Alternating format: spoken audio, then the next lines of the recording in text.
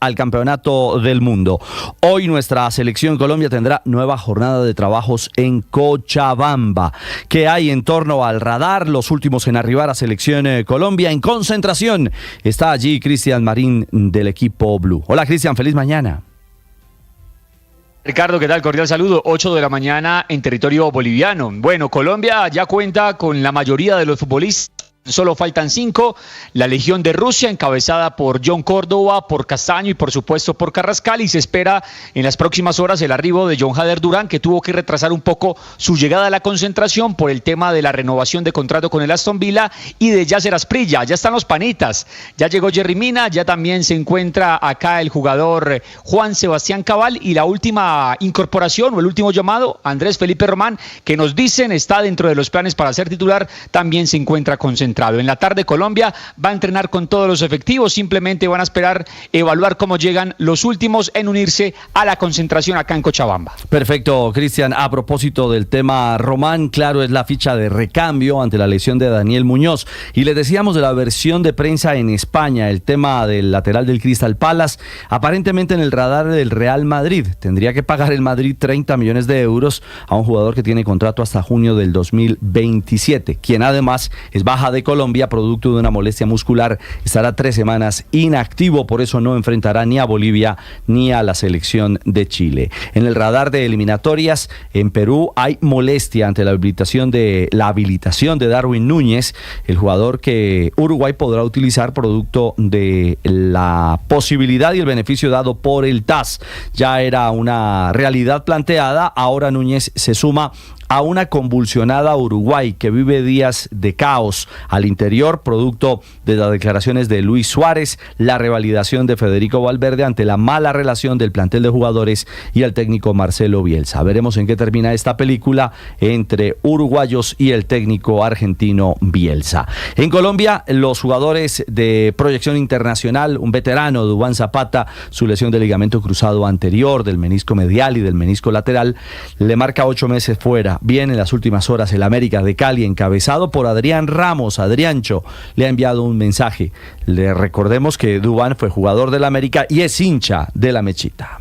Hola Duván, mi hermano, por aquí queríamos enviarte un fuerte abrazo, un saludo y bueno, deseándote lo mejor, una pronta recuperación, esperando que tenga mucha fortaleza.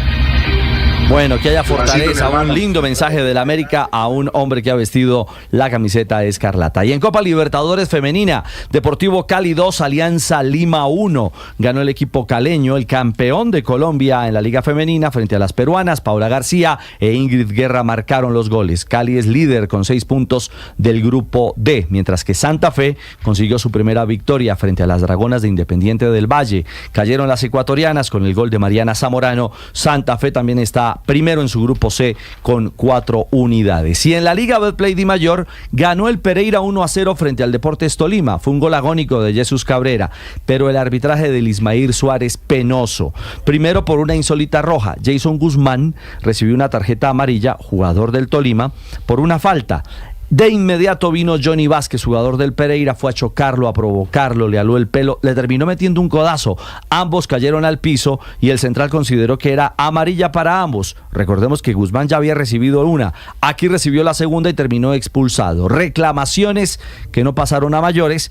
El Tolima increíblemente se quedó prácticamente el segundo tiempo sin un jugador más. Y en el complemento, el propio Ismail Suárez sacó una roja a Román Torres, también del Tolima, por un puñetazo al Encina, jugador del Pereira. El VAR llamó al central, le dijo que el puñetazo no había conectado, terminó todo en amarilla. Discutidísimo arbitraje de Suárez. Fortaleza también en esta jornada 13 ganó 3-1 a Jaguares, significa que Forta séptimo con 21 puntos, mientras que Pereira con su victoria se puso duodécimo con 15 unidades, a 4 del octavo que es Junior de Barranquilla. Hoy Copa Colombia, octavos de final, juego de vuelta. Bucaramanga Millonarios, está 0-0 la serie. Todo se define en el Estadio Américo Montanini para conocer un clasificado a la instancia de cuartos de final de este torneo que da cupo a Copa Internacional. 7 de la mañana, 4 minutos. Los deportes a esta hora en Mañanas Blue. Escanea este código y suscríbete a nuestro canal de YouTube, @Blue Radio Co. y disfruta y participa de la programación de Blue Radio. Blue Radio, le ponemos cara a la radio. Blue Radio, la alternativa. El buen sexo debe estar acompañado del buen trato. Imagínate una relación donde hay muy buen sexo, pero siempre se están tratando mal. En algún momento esa relación de intimidad pues ya no va a gustar tanto, porque el maltrato va a dañar nuestro corazón, va a hacer que nos pongamos el uno contra el otro. Ahora imagínate una relación donde solamente hay buen trato. Son como hermanitos, como amiguitos, pero nada de intimidad, nada de sexualidad. Así que yo creo que en una buena relación, en una relación equilibrada, debe haber buen sexo y buen trato. Debe ir de la mano. Te pregunto, ¿cómo estás en tu relación? ¿Cómo va esa relación sexual? ¿Y cómo está también esa relación de respeto del uno hacia el otro? Recuerda, no te aguantes ni te divorcies. Hay otro camino. En Blue le ponemos cara a la radio. ¿Alguna vez escuchaste que un cura y una cantante se enamoraran en un bus? Lo que son los designios divinos, ¿no? Divinos, esos ojitos tuyos. Y es que cuando el amor nos llama, hay que escucharlo. Pude entender que eras para mí el día que te canté en un concierto bucetero. Súbete a esta desenfrenada historia de amor. Una romántica audionovela con libretos originales, protagonizada por Mariana Gómez y Camilo Cifuentes. El amor de mi vida. Una experiencia de audio envolvente y música original. Encuéntralo en boombox.com y en todas las plataformas de audio. Boombox Podcast. Un mundo por escuchar. Enseguida el resumen lo preparamos como lo anticipamos aquí en Blue Radio. BlueRadio.com. En Armenia, Javier.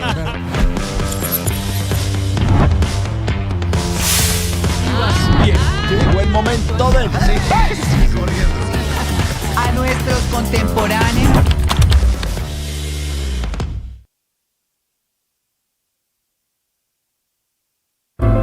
Llegó la hora de fluir con el planeta y actuar para proteger las reservas de agua que nos quedan. Únete a esta corriente y juntos cuidemos el agua. ¡Bañémonos! En pareja, Vargas. O de a 3 o de a 4. Saquemos el balde a la calle para lavar el carro. Todos podemos ser protagonistas de esta gran historia. Cuidar el agua, la corriente que nos une. Una campaña de Caracol Televisión, Blue Radio y La Calle. Que podría ser la estrella en ascenso. Por otro lado, saludarlos, aquí estamos desde Mañanas Blue, enseguida.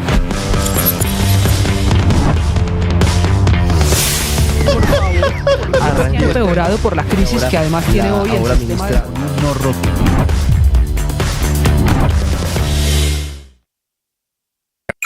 Escanea este código y suscríbete a nuestro canal de YouTube, @Blue Radio Co. Y disfruta y participa de la programación de Blue Radio. Blue Radio, le ponemos cara a la radio. Blue Radio, la alternativa.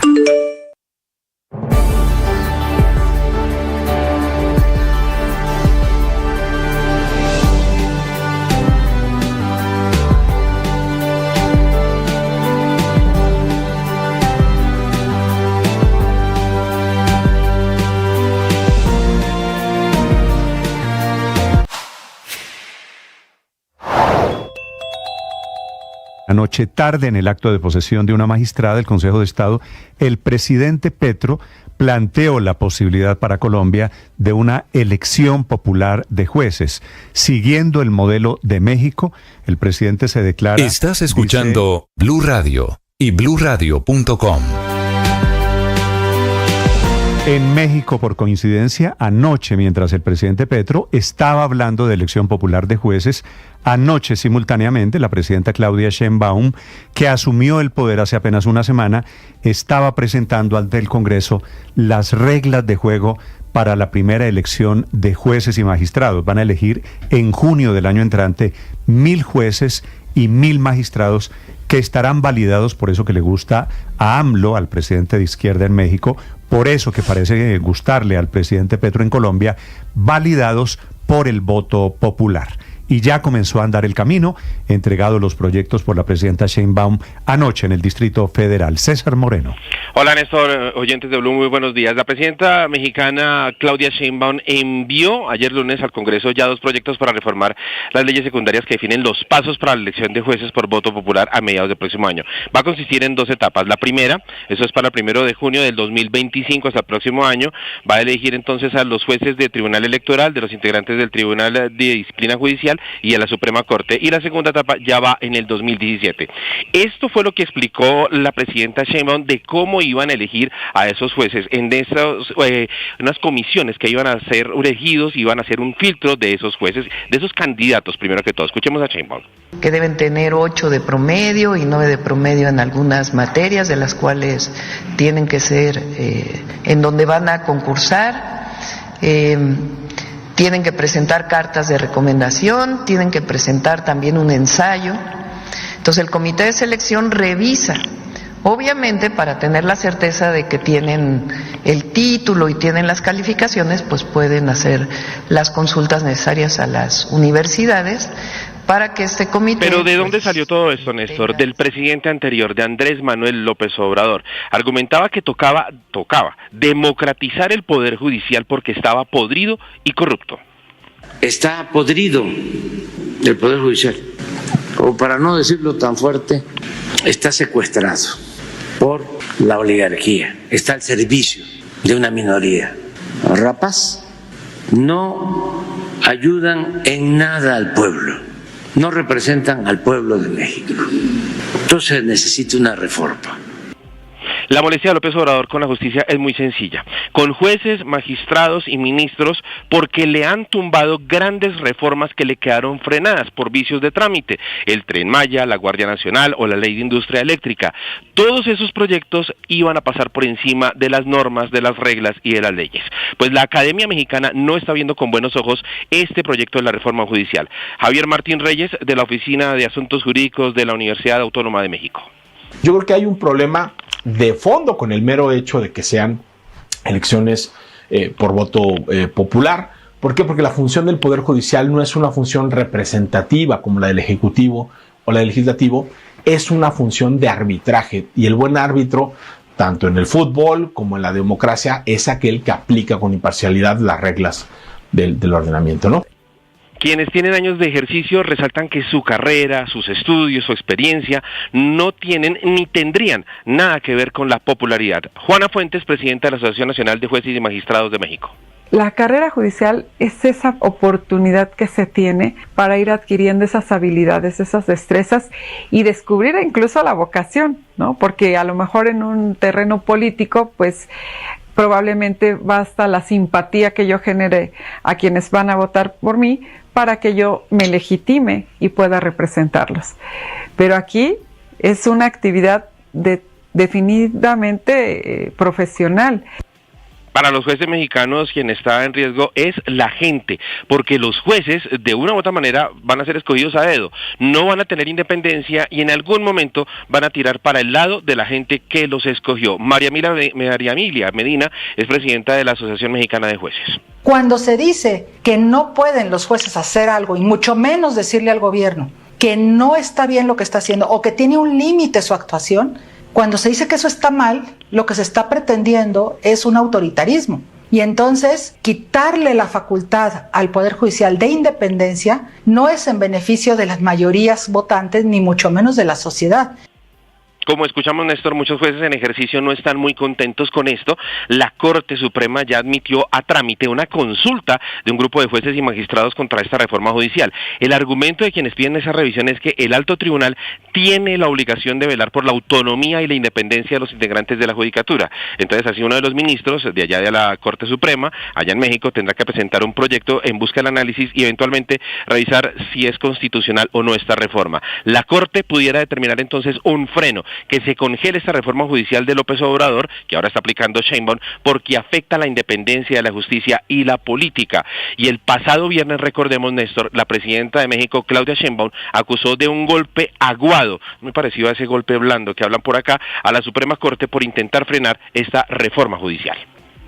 Muy bien, César, gracias. 7:14 minutos. Felipe, el discurso de López Obrador cuando presentó la idea de la elección popular de jueces y magistrados, ¿no se le parece al de Colombia? Igualito, Néstor, es que parece calcado lo que lo oímos al presidente Petro y lo oímos a López Obrador, y realmente... Contra las oligarquías, aquí tenemos una justicia que no representa al pueblo. Sí. Ese es el discurso peligrosísimo que es fácil de copiar, ¿no? Pues porque eso se convierte en una justicia populista. Pero fíjese que hay uno de los profesores pues que estaban ahí en la nota, en el informe, dicen es que los jueces deben actuar como árbitros. Y esa es una definición que a mí me parece pues perfecta, porque si usted los politiza, pues van a dejar de ser árbitros, Felipe, que es lo que son en una sociedad civilizada. En este proceso que ya arrancó, esta ya es la convocatoria de los jueces para ser elegidos, lo que tienen que presentar los jueces no son méritos académicos, sino un ensayo y una carta de recomendación. Usted imagínese lo que significa eso, la lagartería. ¿Quién emite la carta de recomendación? Yo, Felipe Zuleta, recomiendo que el señor Néstor Morales es una buena persona. Generalmente, pues los políticos, Néstor, esto termina politizando plenamente la justicia. Yo, Pepito Pérez, recomiendo que el señor fulanito de tal puede ser buen juez. Que, es decir, eso... Pero además, Néstor, en un país como México, en un país que está cooptado por el narcotráfico, en un país en el que hace apenas como México, 24 horas... En un país como Colombia. Bueno, también, Néstor, si aquí llegara a darse esa posibilidad, pues sería gravísimo, pero hablando del caso en el que ya se aprobó, en México hace menos de 24 horas fue decapitado un alcalde, el alcalde de Chilpancingo. En México, las bandas armadas, tan parecidos a Colombia, dominan territorios amplios del Estado mexicano. ¿Usted se imagina a esos grupos de narcos, bandas armadas, ejércitos armados, cooptando a la gente para que vote por sus jueces? 7:16 a.m. Felipe, veo al petrismo esta mañana alborotado en redes sociales, votando que sí, que están de acuerdo con la elección popular. Solo les recuerdo una cosa a los señores petristas, que tienen todo el derecho. Esto en algún momento va a dejar de ser el reino del señor presidente de este color político y vamos a pasar al reino de otro que va a ser presidente de otro color político. Usted imagínese, Felipe, la justicia politizada con jueces de izquierda o politizada con jueces de derecha, me da exactamente lo mismo. En manos, pero vuelvo, le digo, Néstor, la justicia en manos de la demagogia. Es una propuesta más del presidente, de las múltiples propuestas que le hemos oído, del obviamente el golpe blando, que no lo dejan gobernar, que las oligarquías, que las muñecas de la mafia. Entonces me ponía yo a pensar esta mañana, viendo esa intervención anoche del señor presidente, pues allí en la posición de la magistrada, ¿en qué quedó el acuerdo nacional del que hablamos ayer con el ministro Cristo? Ahora, Felipe, esta idea... ¿Hasta llegó? De pronto el presidente Petro, esto no tiene nada que ver con el acuerdo nacional, o a ver quién en el acuerdo nacional le jala a una elección popular de jueces y magistrados. El doctor Hermens Darío Lara es el presidente de la Corporación de Jueces y Magistrados en Colombia, que entre otras cosas intenta garantizar y velar por la independencia de los jueces y magistrados en Colombia. Magistrado Lara es magistrado del Tribunal Superior de Bogotá. Doctor Lara, buenos días. Muy buenos días, don Néstor y sus compañeros de la mesa de trabajo. Doctor Un gusto Lara, saludarlos. ¿A usted en la Corporación de Jueces y Magistrados le gusta la idea de elegir popularmente a los jueces en Colombia? Fíjese que nosotros desde Corjusticia hemos acompañado la posición de los jueces federales, sobre todo asociados en JUFET, que es la Asociación de Jueces Federales de México, y los hemos acompañado en esa defensa no solamente de los derechos de los jueces, porque con esta elección se desconoce todo este tema de los derechos de cualquier ciudadano que ha emprendido una carrera, sino de la democracia misma, porque fíjese que uno de los graves problemas que se tienen es que un ejemplo en Latinoamérica es Bolivia, en donde los jueces de la Suprema Corte son elegidos popularmente. Allá hay serios problemas de administración de justicia, hay serios problemas de administración de la protección de los derechos de la misma gente, porque esa elección politizó cómo llegan los altos mandatarios de la justicia Doctor a esos Lara, cargos. Ahora imagínese... Si le estoy entendiendo, ¿usted me quiere decir no estamos de acuerdo con la propuesta? No, es que no es estar de acuerdo, don Néstor, es que la constitución política de Colombia y una democracia real no lo permitiría. Eso es antidemocrático. Pero si se hiciera a través de una reforma constitucional, ¿ustedes, los jueces en Colombia, la apoyarían? Nunca porque, como le digo, son dos caras de una misma moneda. La independencia judicial va de la mano de unos jueces preparados, como dijo la doctora Juana, presidente de JUFET, unos jueces preparados, con vocación, que prestan un servicio, inclusive de la misma manera quienes hacen parte de las altas cortes llegan con un proceso de selección que en lo posible nada tiene que ver la clase política o el manejo político en sus designaciones. Doctor Lara, ¿qué pasaría hipotéticamente? Ya está sucediendo en México. De este tema habló anoche el presidente Petro. Hipotéticamente en Colombia, si tuviésemos jueces elegidos por voto popular. Bueno, primero que todo sería, y aquí ustedes ya hicieron el comentario de la delincuencia, la criminalidad, aun cuando tiene algunos cotos de poder en algunas regiones del país, prácticamente imperaría, porque recordemos que quien pone los votos pone los alcaldes, pone los concejales, los gobernadores, presidente. Ahora imagínense quien ponga los votos frente a los jueces, ¿qué clase de justicia sería? Imposible, o sea, no seríamos una democracia como la Constitución del 91 nos consagra en Colombia.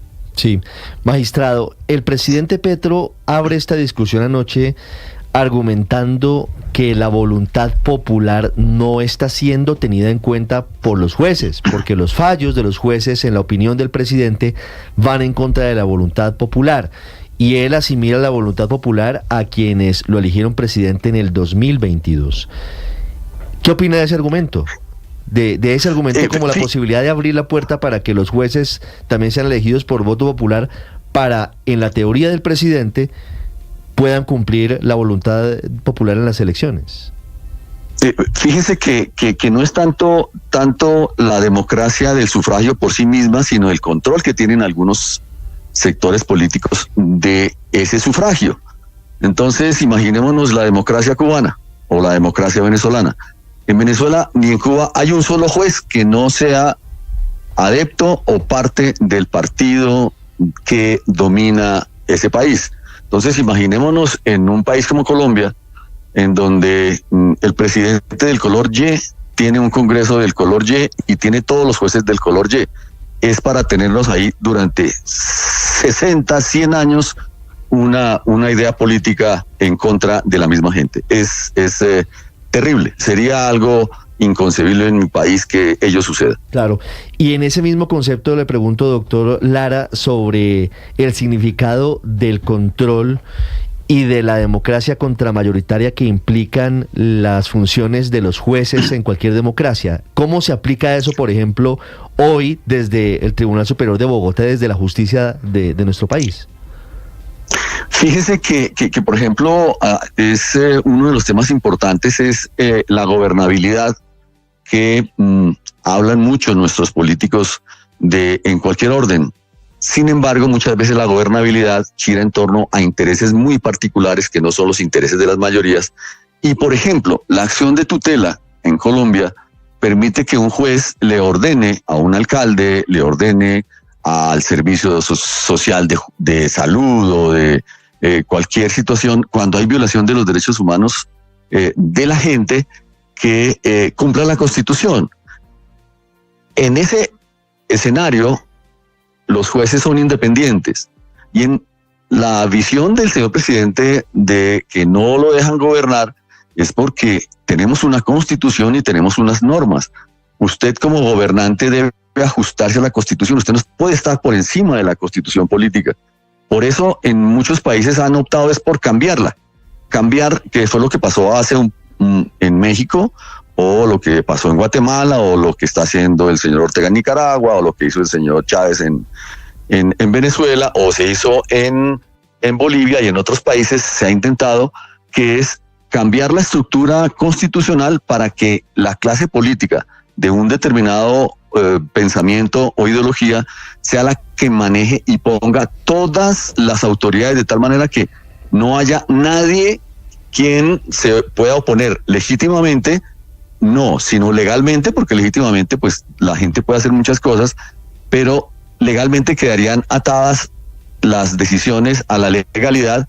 E imagínese un tribunal como el de México que vio las cosas dentro del marco de la Constitución mexicana, la más antigua de Latinoamérica, y ahora pretenden sencillamente que los jueces federales, estatales y la Suprema Corte de Justicia de la Nación sea el amanuense de la presidenta en este momento, que es lo que muy seguramente quiere el presidente Petro, que el Consejo de Estado no tome decisiones de acuerdo a la Constitución, la Corte Suprema de Justicia también, la Corte Constitucional también, pero creo que ese es uno de los mensajes que no puede pasar inadvertido en Colombia. Esa clase de discurso es totalitario, es dictatorial, no es democrático.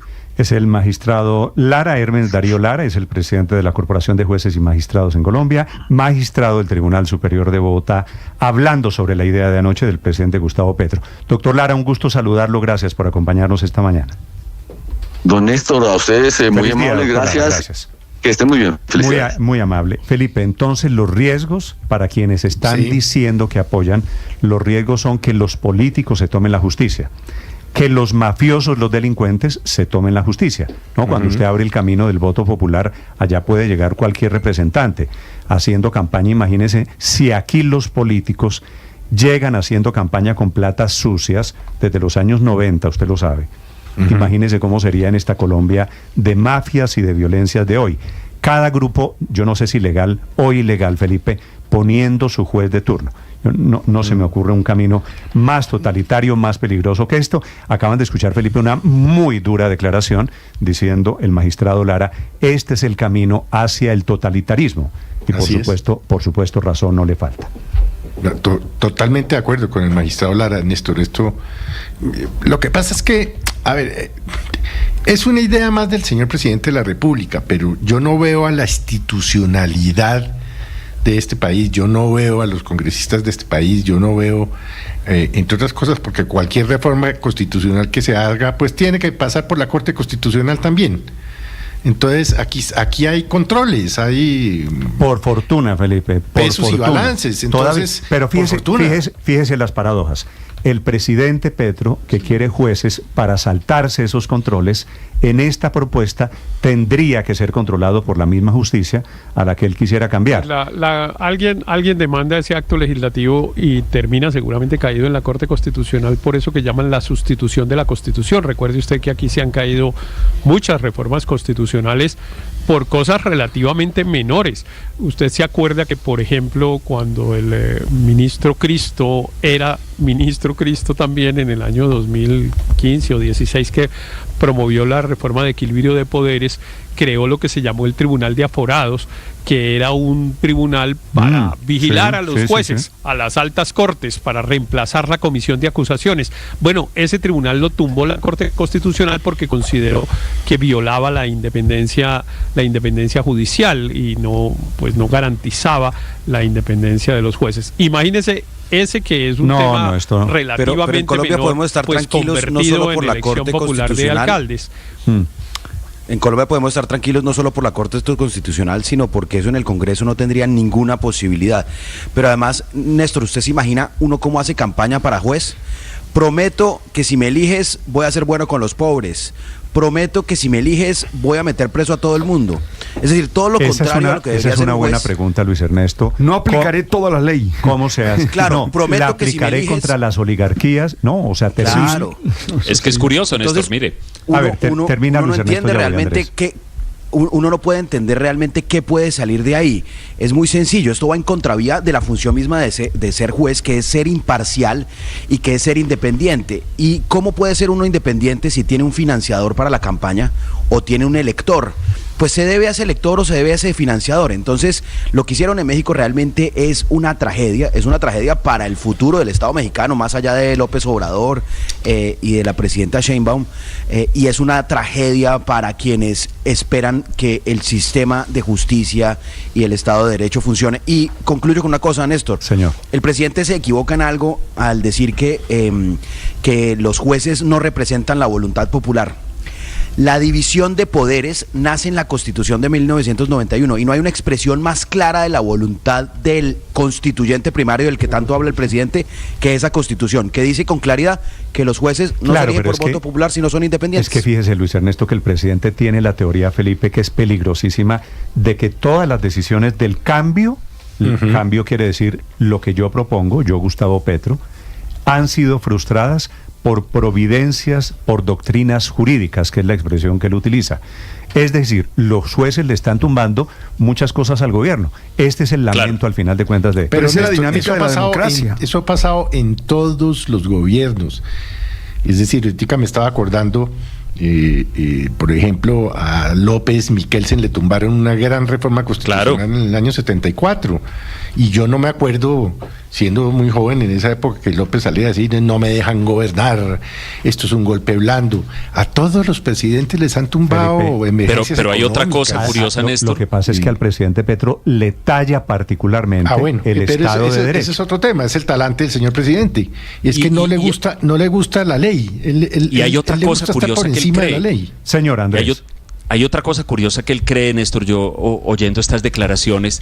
Él sigue creyendo que todos sus proyectos, todas sus ideas, esas cosas que se le caen en los estrados judiciales, etcétera, representan una especie de gran voluntad popular mayoritaria solo por el hecho de que él fue elegido presidente, y hay que recordarlo con un margen relativamente estrecho. Pero parece que para él fuera muy importante... Sin relativamente estrecho, ¿no? Sí, estrecho, la votación fue 51-49 hasta donde recuerdo. Claro, 700.000 votos, además, pero no está en duda, no quiero manchar la legitimidad del presidente. No está. No, para nada. Así sea por medio por ciento. El presidente es el presidente legítimo. Pero un dato, así esté desprestigiado y lo que ustedes consideren, si vamos a votos, por los congresistas votaron 18 millones de colombianos. Pero es esa idea, es esa idea extraña, Néstor, de que la voluntad popular suena un poquito imperial, Andrés. Es decir, como yo lo propongo. ¿Y sabe qué creo yo, Néstor? Que si en Colombia los jueces fueran elegidos por voto popular, inclusive jurídicamente, que es la tesis del presidente Petro. No, y yo creo, Néstor, sinceramente, que si los jueces en Colombia fueran elegidos por voto popular, la mayoría terminarían siendo jueces muy de derecha. Digamos, el sentimiento político en este país, no solo por lo que uno palpa en las conversaciones con la gente, sino lo que muestran las encuestas, comportamientos electorales y todo, sigue siendo, y sobre todo en algunas regiones del país, muy fuertemente inclinado hacia la derecha. Yo no dudaría, por ejemplo, de que en caso de elección popular de jueces habría cuestiones de, por ejemplo, de moral personal y social que terminarían muy en peligro, temas de sexualidad, aborto, derechos de la población LGTBI, etcétera, que terminarían muy en peligro si esto se somete a las pasiones y a las creencias de la gente, que el presidente en esa fantasía que él ha creado para sí mismo, él es la voluntad popular, pero yo creo que la voluntad popular es algo mucho más complejo. ¿Quién era el que decía el pueblo soy yo, Felipe? ¿Usted se acuerda? L'État c'est moi. No, el Estado soy yo, era Luis XIV. Pero no, yo no sé, el pueblo soy yo, ¿quién decía? Gaitán no decía el pueblo soy yo. No lo tengo, no. Felipe, por eso el presidente Petro... Con el pueblo a la carga, era que decía, ¿no? El presidente Petro tiene la teoría de que él es el pueblo, de que él representa. Sondeo, le doy resultados del sondeo que estamos haciendo. Es que hay una equivocación en redes sociales. Héctor, le doy el resultado. Es igual a elecciones. Héctor, le doy el resultado del sondeo. Exactamente, Jorge Eliezer Gaitán decía, yo no soy un hombre, soy un pueblo. Bueno, por eso era la frase desde el gaitanismo, y todos se cobijan supuestamente en la voluntad popular. Pero además, resultado del sondeo, María Consuelo, disculpe. 86% en desacuerdo, 14% de acuerdo. La verdad, 14% me parece un porcentaje altísimo. No sé si todos sean petristas, supongo que la mayoría, pero es un porcentaje de respaldo altísimo para una propuesta que por fortuna va a ser controlada también por jueces y magistrados. Así que los escucho. La encuesta, el sondeo, están dando en redes sociales, está en el canal de YouTube, si usted quiere conectarse, María Consuelo. Es que esta idea de países de izquierda latinoamericana como Bolivia, que lo aprobó en el 2009, y México este año, pues es muy mala. Y es muy mala primero porque no prima la meritocracia para escoger a los jueces, porque amenaza la independencia de la justicia, porque politiza, pero además porque en la vida real, usted se imagina, por ejemplo, en Tuluá, que la banda La Inmaculada sea la que elija los jueces de la van Tuluá. a juzgar. Claro, porque son los que la van a financiar las campañas. Es que recordemos que aquí en Colombia, y eso ha estado presente en Latinoamérica, el gran problema es precisamente que esas elecciones estén manchadas de platas del narcotráfico o en Colombia. El otro día Oti Patiño decía que hay 32 grupos de disidencia guerrillera. ¿Usted se imagina cada uno de estos 32 grupos eligiendo su juez? O sea, es que estamos hablando de una cosa completamente perversa. Súmele a las bandas criminales, súmele los grupos políticos. El Clan del Golfo. No, súmele el partido político tal de derecha o de izquierda, digo, eso no tiene importancia, logró elegir tantos jueces en Bogotá. Pero claro que mire que con los argumentos que estamos trayendo, lo que estamos es deslegitimando el sistema político, porque estamos diciendo que no se puede someter a elecciones cosas. No, porque se controlan. Son las organizaciones criminales, las organizaciones criminales las que terminan decidiendo, porque existe unos un políticos control, corruptos. Que son los famosos check and balances, que no vienen de la Constitución del 91, vienen del siglo de las luces, de Montesquieu. No, esos no pueden ser los argumentos con todo respeto, porque claro que sí es el argumento, porque es el argumento de la práctica. Porque entonces tenemos un argumento, porque entonces tenemos un sistema político viciado, deslegitimado, porque si al juez de Tuluá, lo elige la banda criminal, ha combatido a la Inmaculada y precisamente por eso está amenazado, pero si tiene el contrapeso de unos jueces, porque es que aquí de lo que se trata es que la democracia tenga un equilibrio entre los poderes. Si hay una elección popular que está viciada por unas platas ilícitas, espurias en las campañas, imagínese la dispersión de la criminalidad en el sistema judicial. Héctor, esa es la realidad. ¿Me va a decir que el sistema político no ha sido permeado por platas del narcotráfico? Sí, pero el argumento me va a decir que aquí no hay financiación del hombre Malboro y de Santander López Sierra en campañas políticas. Y del Turco Ilzaca. Pero yo sigo confiando en que la elección de las autoridades colombianas no esté determinada por organizaciones criminales. Y por eso se persigue. Por eso se persigue en cabeza de los jueces. Sin desconocer que hay influencia de esas organizaciones criminales, pero yo me resisto a creer que la democracia colombiana es una feria entre organizaciones criminales de quién pone más plata para elegir un congresista o un gobernador o un alcalde. No, la ingenuidad, como la llamaba el padre, yo me meto a esa ingenuidad. Pero esa ha sido la gran amenaza a nuestra democracia. Que era temprano, no. Pero los argumentos contra la elección popular son distintos. Es porque los suyos son distintos. Los míos son esos.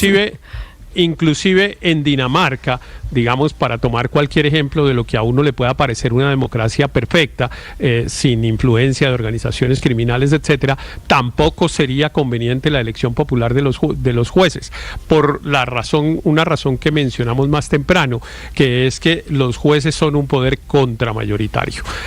Precisamente el problema, Héctor, de las democracias... Es que es una cosa, es lo que usted dice, más lo que dice María Consuelo, o es que acaso aquí no hubo parapolítica, ¿O es que acaso aquí las mafias y los carteles, Héctor, no han puesto presidente de la República? Sí, o sea, sí, pero no podemos quedarnos en que va a seguir pasando. De la República. Miramos para otro lado y decimos, ¿el riesgo es solamente académico? No, vivimos aquí. No es académico, no es académico, Néstor, no es académico para nada, es absolutamente práctico. Si hay algo práctico que tiene que ver con la vida de la gente, es el derecho constitucional. Ese no es un tema de aulas de clase, es que ese es un tema que tiene que ver con la vida diaria de los colombianos y de los ciudadanos del mundo.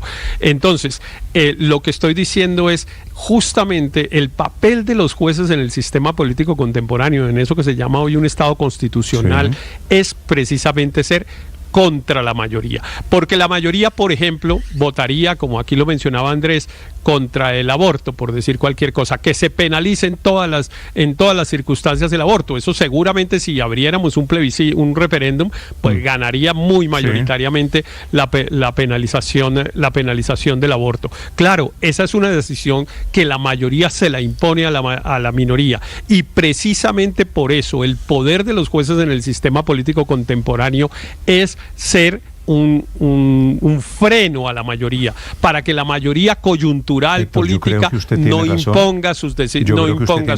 Pero eso no es contradictorio de lo que le está diciendo María Consuelo. Hay muchos riesgos. Ese es uno. Otro riesgo. Tan es así que en México lo que están planteando es precisamente que los carteles mexicanos no terminen cooptando esa elección popular. Lo han dicho abiertamente. María Consuelo, tengo una invitada en México, se llama Juana Fuentes Velázquez, es jueza y es la directora de la Asociación de Jueces y Magistrados en México. Señora juez Fuentes, bienvenida a Blue Radio en Colombia, buenos días. Hola Néstor, muy buenos días, muchas gracias por esta invitación y un saludo desde la Ciudad de México. Gracias, me da pena ponerla a madrugar para esta entrevista, pero quiero preguntarle. 6:40 de la mañana en México. Usted está en una hora antes. Doctora Fuentes, ya lo de México con la presentación anoche de los proyectos de la presidenta Sheinbaum, esto ya es una realidad. Nosotros estamos desde Colombia metidos en este tema porque el presidente Petro simultáneamente anoche dice, miren el ejemplo de México, aquí los jueces, que es lo mismo que pasó en México cuando lo propuso AMLO, los jueces están tomando decisiones contra el cambio. A ustedes, los jueces y magistrados en México, ¿cómo les está yendo con la idea de una justicia elegida por voto popular? Muy mal, realmente estamos viviendo un proceso muy difícil como jueces, pero también como país. En primera, porque los jueces que están en esta reforma no únicamente son los jueces que llevan la justicia común, familiar, penal, sino que también el golpe fue hacia los jueces constitucionales, la Suprema Corte, los que llevamos el juicio de amparo, que en este país es ese mecanismo de control constitucional y que califica los actos de las autoridades que violan derechos humanos. Y por lo tanto, pues estamos consternados con lo que está pasando en nuestro país, no únicamente en el aspecto laboral, porque de la noche a la mañana todos los jueces nos vamos a la calle, sino que el impacto que tiene esta reforma en lo que es la división de poderes. Tenemos un partido único que controla el Ejecutivo y el Poder Legislativo, es decir, el Congreso y el Presidente, y hoy muy probablemente o seguramente tendremos un poder que controla el Poder Judicial, y esto es una tiranía. Sí, señora magistrada, ¿cómo va a ser esa elección de jueces que será en 2 fases en México, esa elección popular de jueces y magistrados? ¿Cómo se va a hacer en la práctica y qué va a pasar con ustedes que llevan décadas impartiendo justicia en su país? Así es, pues efectivamente hay 2 momentos, uno en 2025, el otro en 2027. Lo que hicieron fue decir, hay 1,600 jueces, en el 2025 se concursa la mitad, y en el 2027 los restantes. ¿Y qué va a pasar? Pues esto están por emitir una convocatoria el próximo 16 de octubre. Han creado leyes express que fijan los procedimientos. Y aquí viene un tema muy interesante, porque la distribución que se tiene en materia político-electoral tendrán que ajustarla para estas elecciones, que son para distritos judiciales, y que no es igual la distribución que se hace para elegir un diputado, un senador, sí, o al presidente de la República, que el que se va a utilizar, más bien que el que se tiene para el tema jurisdiccional. Pero en cualquier caso va a ser votación directa. Van a ir los mexicanos, directa. Van a tener un tarjetón, decimos en Colombia, una tarjeta electoral, y van a definir quiénes son los jueces que van a estar en los juzgados y en las cortes. Así es, pero primero los que estamos, y ellos decidan que nos quedemos, esa primera mitad, los van a poner los nombres en una tómbola, y de esos 1,600 sacan los primeros 800 lugares, que son los que van a someter al voto popular en 2025, y entiendo así, va a ser muy parecido a como elegimos a los diputados, a los senadores. Por lo tanto, para elegir esos 800 primeros jueces y magistrados, pues los porque cada poder, el ejecutivo, el legislativo y el judicial, tendrá que poner 2 candidatos para el lugar. Por lo tanto, son 6 candidatos para mi puesto de juez.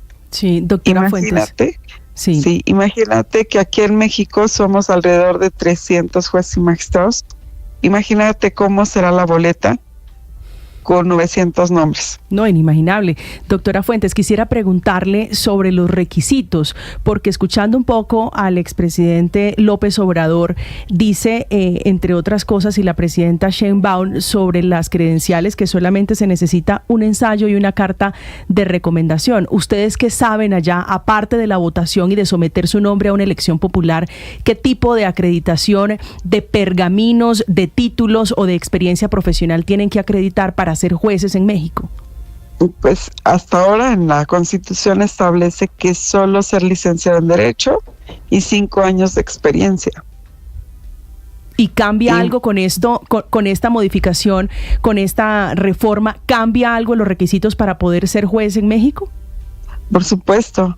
Nosotros como jueces de carrera tenemos por lo menos que tener exámenes acreditados y exámenes que corresponden a la materia en la que nos desarrollamos, y todos llevamos 15, 20 años de experiencia en la carrera judicial, transitando por los puestos que tiene la carrera, y estos exámenes que son sumamente estrictos para poder acreditar el cargo de juez. Digamos que hay concursos, no siempre en una temporalidad fija, pero por lo menos existe un concurso al año donde participan alrededor de 3,000 personas y solo quedan 25 o 50 jueces. Señora magistrada, ¿la postulación cómo se hace? En este sistema, ¿cualquier abogado podría postularse, o cómo se definen los nombres de las personas que van a aspirar a ser jueces y que van a esa elección popular? Sí, justo con estos requisitos de ser licenciado en Derecho, 5 años de experiencia, las cartas de los vecinos, tú tienes que ir hacia el Poder Legislativo, hacia el Poder Ejecutivo o hacia el Poder Judicial a solicitarte que te incorpore en estas listas, y ellos seleccionarán quiénes son las personas que van a participar en esas candidaturas. Entiendo así que habrá comités de preselección. Aquí es algo aspiracional a que esos comités tengan la suficientemente conocimiento técnico para evaluar a esos candidatos, que posterior a ello irán a la boleta para ser electos de manera popular. Es la juez, escuchan ustedes a la doctora Juana Fuentes Velázquez. En México representa a los magistrados y jueces de México a propósito de esta controversia. La última pregunta para la magistrada Fuentes Velázquez, Paola.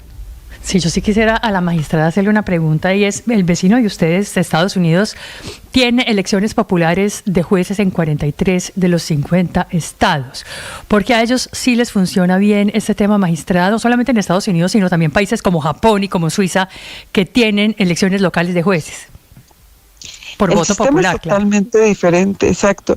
En Estados Unidos son jueces locales los que están inmersos en esos procedimientos.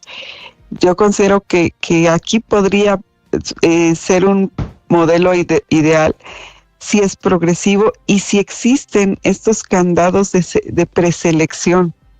Si no, evidentemente estaremos llenos de delincuencia organizada en los tribunales, resolviendo asuntos para su grupo en la materia penal, en la materia tributaria. Yo considero que el tema de protección de derechos humanos no puede quedar en jueces de elección popular porque se requiere justo esta especialización, se requiere el juez que ha transitado por esta carrera judicial para ser sensible en los temas de aborto, en los temas de las parejas LGTBI. O sea, se requiere no únicamente un compromiso con el que vota por ti, sino que se requiere también que esa persona lleve una expertise. Y esto no quedó cuadrado en la reforma. Ahora se me ocurre también que a la pregunta de mi compañera Paola, doctora Fuentes, la respuesta es, la diferencia es que en Japón hay japoneses y que en nuestros países, en México, desafortunadamente en Colombia pues tenemos colombianos, en México tienen mexicanos para estos efectos y las cosas funcionan también un poquito diferente. Doctora Fuentes, es un gusto saludarla, gracias por la explicación. Igualmente, un abrazo desde México. Muy amable desde Colombia, gracias a usted. Faltan 10 minutos para las 8. Estás escuchando Blue Radio.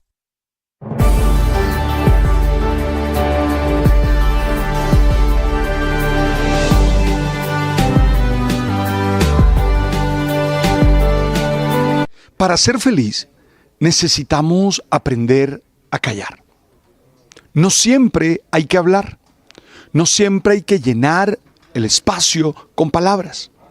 Algunas veces serenamos el corazón, abrimos el oído y escuchamos a los otros. Algunas veces controlamos nuestra lengua, porque si la soltamos, tal vez vamos a decir cosas de las cuales nos vamos a arrepentir. Otras veces, simplemente, en el silencio podemos entender mejor la situación y generar las actitudes adecuadas para salir adelante. A ti, que eres una persona valiosa, que eres una persona capaz, te quiero recordar que siempre puedes callar y hay que encontrar la prudencia y el momento adecuado. ¡Ánimo! Tú sabes.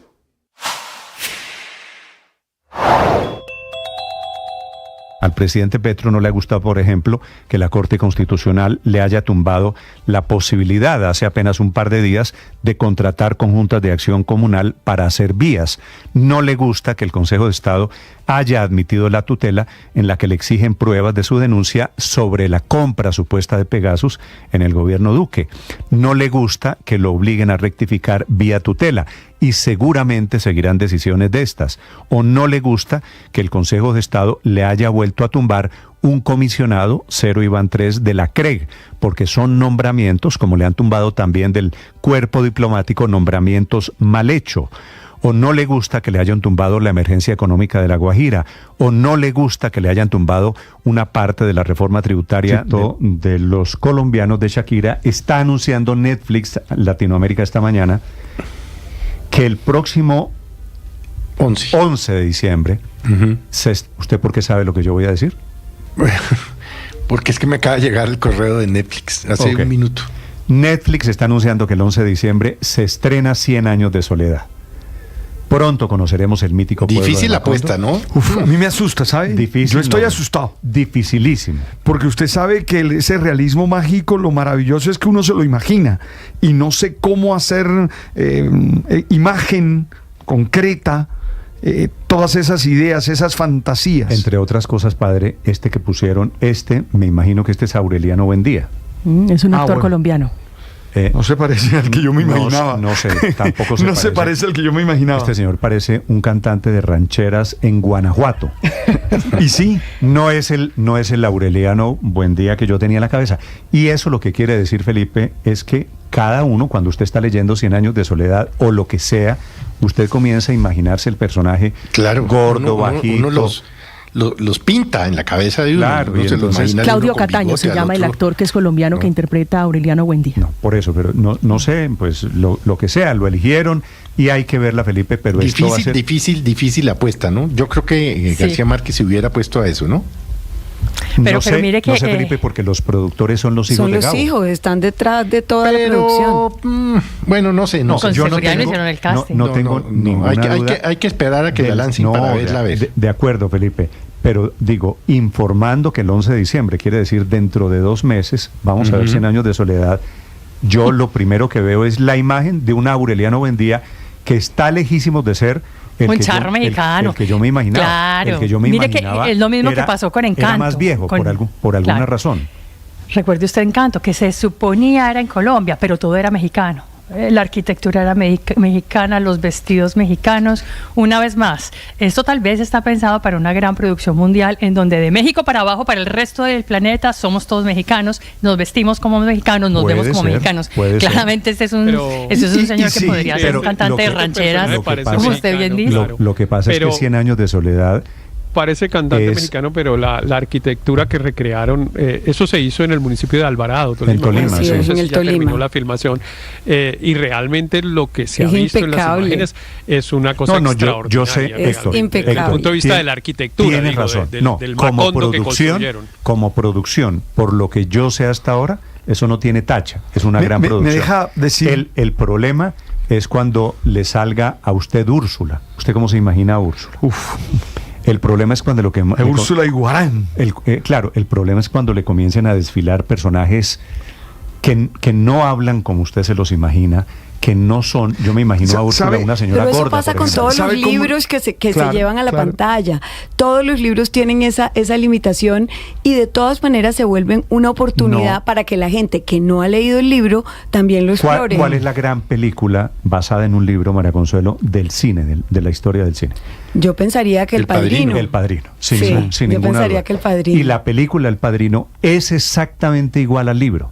A mí me gustó más el libro. La descripción. No, claro, es que porque no es de fantasías, Néstor. Porque aquí el problema es que hay mucha fantasía. En 100 años de soledad hay muchas fantasías. Hay cosas que realmente rompen la realidad. ¿Y usted cree? No quiero porque son incomparables 100 años de soledad y El Padrino. No, claro, son dos cosas distintas. Usted ve al Padrino y era como usted se lo había imaginado. Ahora, la película arranca con la misma escena con la que arranca el libro. En fin, todo esto, Felipe, es para decir, el reto de recrear un libro de García Márquez va a ser inmenso, por más que sean los hijos los productores. Le voy a decir algo. ¿Sabe cómo lo voy a asumir yo? Lo voy a asumir como otra obra. Es decir, es el momento en el que cuando me siente a ver 100 años de soledad en Netflix, voy a creer que estoy haciendo otra cosa. Es una obra totalmente independiente, claro, ligada al libro, pero totalmente independiente. Porque si no, voy a cerrar, voy a apagar esa vaina enseguida. Pero además son capítulos de una hora, son capítulos mire algo largos. Interesante. Yo creo que va a ser una invitación inmensa a profundizar en la obra de Gabriel García Márquez. Y es que mire que lenguaje cinematográfico. Mire que se habían llevado al cine muchas obras de García Márquez, pero 100 años de soledad no. Tuvo que esperar a la época de las series para poder ser llevada a la pantalla. Y por eso, pues, digamos, sé que es un gran desafío. Todas las que se han hecho de García Márquez han salido mal, pero démosle una oportunidad, porque esta es la producción más cara que ha hecho Netflix en Latinoamérica. Más cara que todas las anteriores. Ahora, entonces, de pronto le sale bien. Luis Ernesto, no muchas de Gabo, Felipe. Crónica de una muerte anunciada. El amor en los tiempos del cólera, que era el bello bolero de Shakira, que puso la música, por ejemplo. Pero no recuerdo alguna otra que hizo un italiano en los años 80. Pero no. Ornella Muti, ¿cómo se llamaba esa? Ornella Muti. Esa no fue Crónica de una muerte anunciada. Esa fue Crónica de una muerte anunciada. Claro, porque Ornella Muti era Ángela Vicario. Que se grabó en Monpós. Así es. Sí. Y no más. Era Ángela Vicario, tiene razón. Sí. Muy bien, pero bueno, la buena noticia, Felipe, para concluir, es que Netflix anuncia que 100 años de soledad estará en su plataforma el 11 de ¿Ese Gabo diciembre. que según el presidente hemos menospreciado? ¿Por qué? Lo volvió a decir anoche el presidente Petro. Que en la casa de Nariño era increíble que no hubiese una sola referencia a Gabriel García Márquez por ser costeño y por haber estudiado en colegio público. Esa es una profunda... Es el argumento del presidente Petro. Esa es una profundísima injusticia.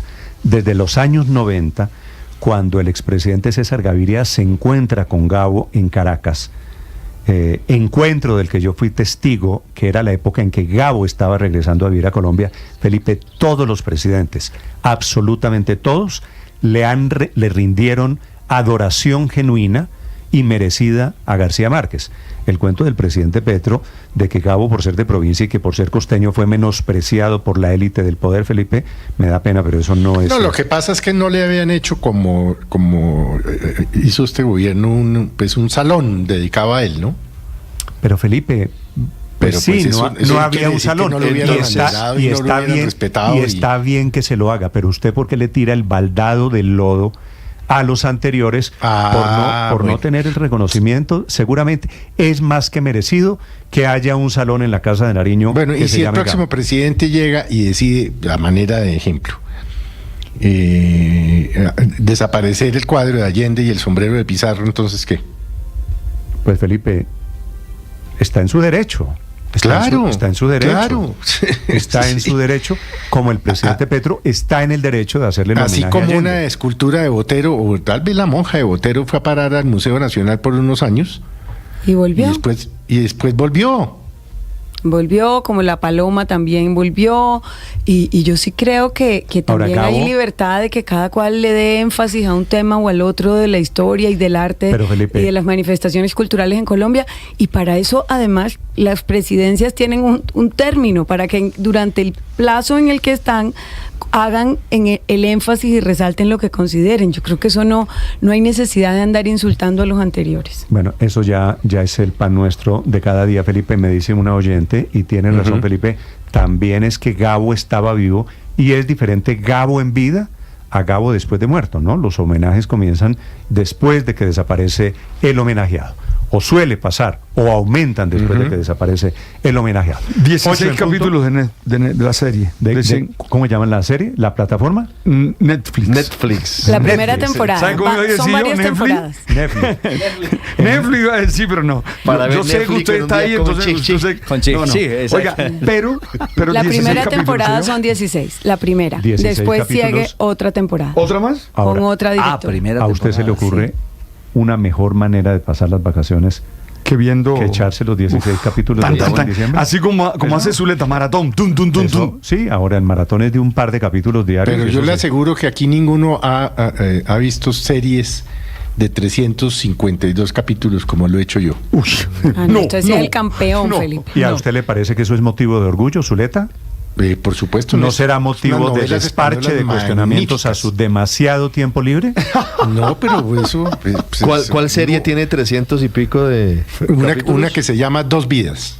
Felipe, eso es demasiado. De Radio Televisión Española. ¿Le gustó, Felipe? Y hay otra que se llama La Promesa, que tiene 170 y pico capítulos. Ya me vi 100, me quedan 70 y pico, pero hasta que no acabe la otra, pues no puedo empezar porque me enredo. Felipe, usted tiene el récord de maratones de Netflix. ¿Me presta la clave, Néstor? No, pero sabe que no son ni siquiera son